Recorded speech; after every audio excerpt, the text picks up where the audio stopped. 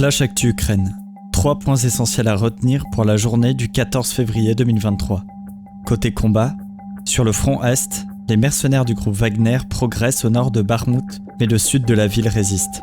D'après les services de renseignement britanniques, les forces russes ont reçu l'ordre d'avancer dans la plupart des secteurs, mais elles n'ont pas accumulé une puissance de combat offensive suffisante sur un axe donné pour obtenir un effet décisif. Par ailleurs, un responsable ukrainien a déclaré qu'une brigade entière de la 155e infanterie de marine d'élite de la Russie avait été détruite lors de l'assaut de Vuhledar. Ces propos semblent corroborés par des blogueurs pro-militaires du Kremlin qui ont critiqué ouvertement le commandement russe pour avoir envoyé leurs troupes d'élite dans des attaques frontales.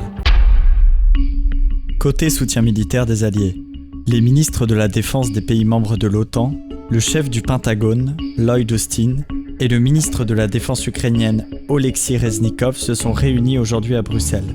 Le secrétaire général de l'Alliance, Jens Stoltenberg, a souligné l'importance d'intensifier l'aide militaire à l'Ukraine, qui doit pouvoir se défendre d'une agression extérieure. La livraison d'avions de combat est à l'ordre du jour. Parallèlement, la Norvège a annoncé officiellement ce jour la livraison de 8 chars Léopard 2. En Pologne, des troupes ukrainiennes se forment en accéléré au pilotage de ces chars de combat. На сьогоднішній день я можу сказати, що машина дуже якісна, дуже хороша і сам. Côté géopolitique, 2 points à noter. Premièrement, Moscou dément fermement l'accusation de Maya Sandu de vouloir préparer un coup d'État en Moldavie. Deuxièmement, la polémique se poursuit sur la participation d'athlètes russes ou biélorusses au JO de Paris en 2024. Pour le maire de Kiev, ancien champion du monde de boxe, il faudrait que ces sportifs disent clairement non à la guerre pour pouvoir concourir. Mais ils ont peur, a-t-il ajouté.